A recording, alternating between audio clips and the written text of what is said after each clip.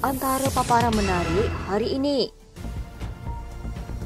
Papagomo tuduh PMX kena AIDS, kena jawab di balai polis. Memang PAS dan Bersatu sebar khurafat politik pada rakyat selama ini.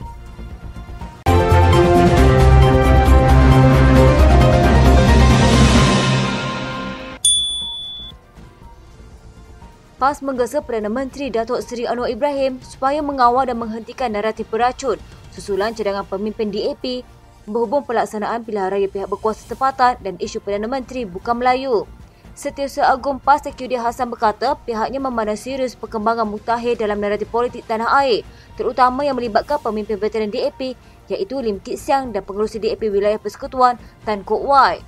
Katanya perbezaan dengan Lim yang menyebut bahawa ucapannya itu hanyalah pernyataan fakta, bukan realiti. Tan tidak pula meletakkan caveat kepergesaannya itu walaupun Menteri Pembangunan Kerajaan Tempatan mengaku ketika menjawab pertanyaan di Parlimen awal tahun ini menegaskan bahawa pilihan raya PBT bukanlah keutamaan kerajaan pada masa ini. Sebagai bekas anggota kerajaan dalam pentadbiran PH sebelum ini, Tan seharusnya lebih peka dan sensitif terhadap pendirian dan dasar kerajaan semasa. Bukan sebaliknya kecualilah kenyataan itu juga merupakan satu sandiwara DAP dan Ngah turut memegang watak penting. Ahli Parlimen Kota Baru itu berkata demikian sebagai mengulas kenyataan Tan pada Convention DAP Wilayah Persekutuan Ahad lalu dan ucapan Lim di England baru-baru ini. Tan yang juga bekas Duta Khas Malaysia ke China sebelum ini menggesa pilihan raya PBT dilaksanakan di Ibu Negara Kuala Lumpur. Bagaimanapun Menteri Wilayah Persekutuan Dr. Zaliha Mustafa berkata, banyak perkara asas perlu diselesaikan terlebih dahulu sebelum isu pelaksanaan pilihan raya PBT dibincangkan. Sementara itu, Tan Kee Yew berkata jika diteliti lebih dekat, walaupun kedua-dua pemimpin DAP itu dihiasi dengan kata-kata dan idea muluk tentang negara atau bandar raya hebat bertaraf dunia, multiculturalism, demokrasi dan kecekapan pentadbiran, namun gesaan Tan ternyata bercanggah dengan penolakan Lim terhadap citra politik etnik tunggal yang menjadi teras seperti impian Perdana Menteri bukan Melayu. Katanya dengan penguasaan hampir mutlak kursi-kursi Parlimen di Kuala Lumpur oleh DAP, pilihan raya PBT mungkin akan menyaksikan etnik tunggal menjadi wakil.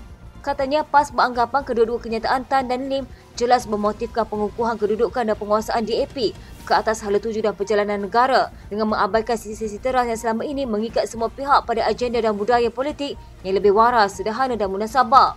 Ini semakin mengesahkan kebimbangan banyak pihak, terutamanya orang Melayu terhadap niat sebenar DAP dan sama ada ia jujur dalam menjunjung kepentingan dan keutamaan nasional atau hanya mengutamakan kepentingan ideologi.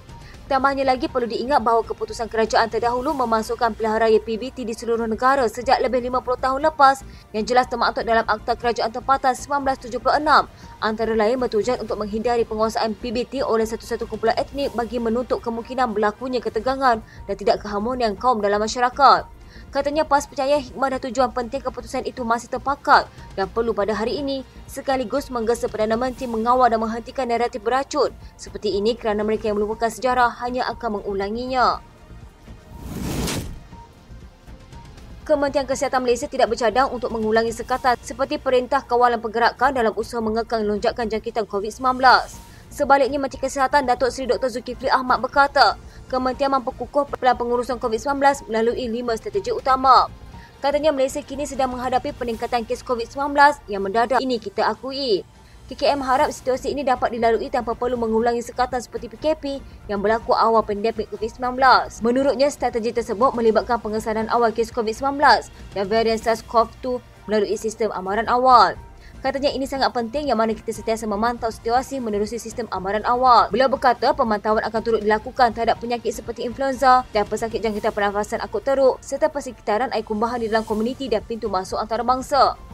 Dalam masa sama, Dr. Zulkifli menasihatkan orang ramai agar segera melakukan ujian pengesahan COVID-19 secara kendiri sekiranya bergejala. Mengulas mengenai angka jangkitan COVID-19, beliau berkata, sebanyak 20,696 kes baru dilaporkan pada minggu epidemiologi dari 10 hingga 16 September iaitu peningkatan sebanyak 62.2%.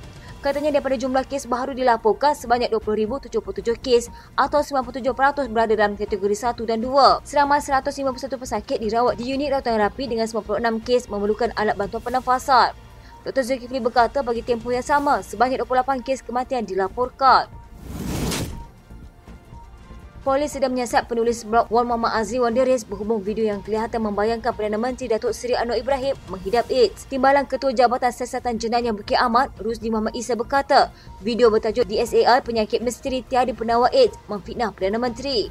Katanya PDRM mengingatkan orang ramai bahawa tindakan tegas tanpa kompromi akan diambil terhadap pihak-pihak yang menggunakan platform media sosial untuk mengulas atau memanipulasi isu-isu sehingga menyentuh isu ketenteraman awam, prinsip moral, fitnah atau pengapian apa-apa kesalahan. Bagaimanapun terdapat cacatan oleh penulis blog itu yang dikenali sebagai Papa Gomo dan kini seazri pada media sosial X yang mendakwa Anwar dihukum kerana tuduhan homoseksual. Anwar telah didakwa di mahkamah atas tuduhan liwat 2 kali, tetapi sabitan dalam kes pertama dibatalkan oleh Mahkamah Persekutuan pada 2004, manakala dia telah diberikan pengampunan penuh pada 2018 berikutan sabitan kedua.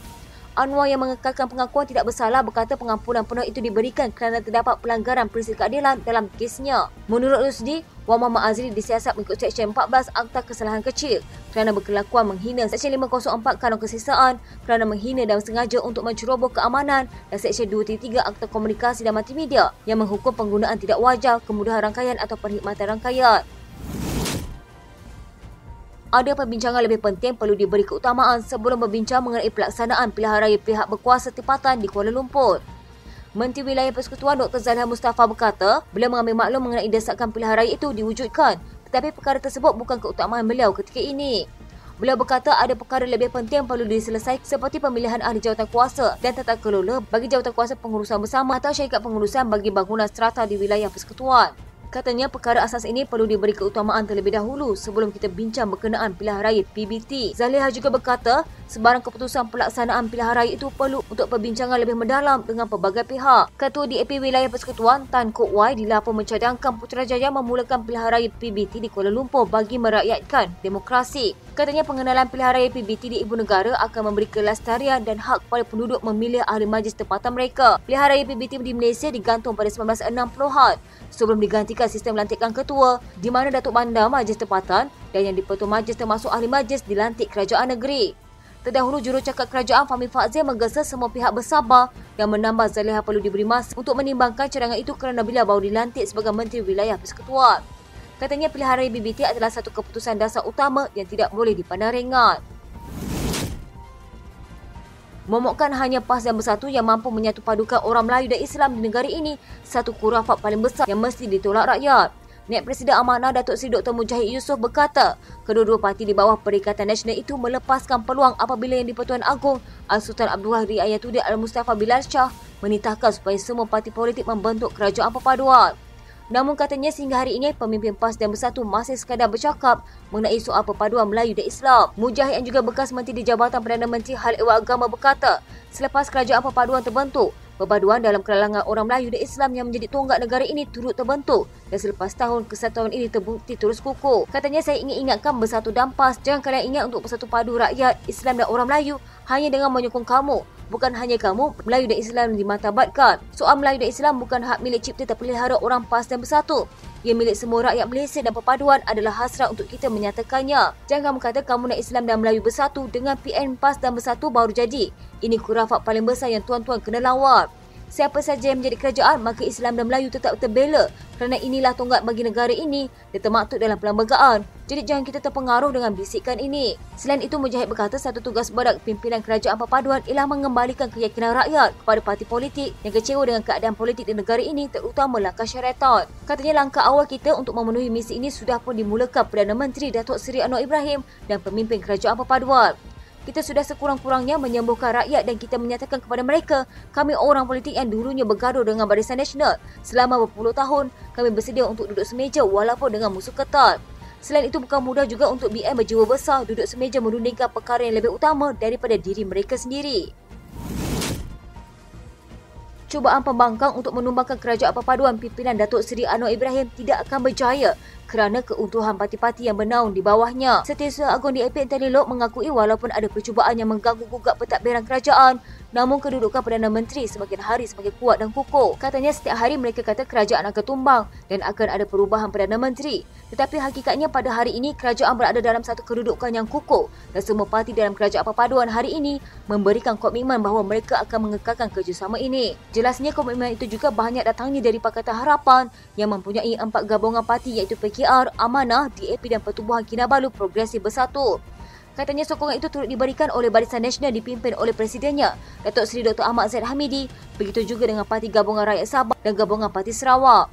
Anthony berkata dalam tempoh 4 tahun akan datang, sehingga pilihan raya umum ke-16 nanti, pihaknya yakin pelbagai dasar yang telah direncanakan dapat dilaksanakan dengan lebih baik. Katanya beberapa dasar telah diumumkan dan telah dilancarkan, termasuklah dasar peralihan tenaga, dasar ekonomi madani, semua itu telah pun ada kerangkanya. Tapi yang lebih penting adalah pelaksanaan dasar itu yang akan mengubah lanskap negara kita, sekaligus dapat membawa pembangunan ekonomi yang lebih baik. Dalam portfolio saya di Kementerian Pengangkutan, sudah tentu perkara yang belum diberi perhatian adalah bagaimana kita perlu membudayakan penggunaan pengangkutan awam, terutama di Lembah Kelang dan Kuala Lumpur. Ini kerana perkara yang memberi masalah adalah kesesakan jalan raya dan kerajaan ada satu jawatan kuasa kabinet khusus mengenai kesesakan jalan raya. Antara perkara yang akan diambil kira adalah untuk memperkasakan perkhidmatan awam iaitu bas di Kuala Lumpur. Sekian berita terkini di TV pada hari ini. Jangan lupa follow Facebook dan YouTube Deadline TV. Dapatkan info terkini di Facebook serta YouTube di TV.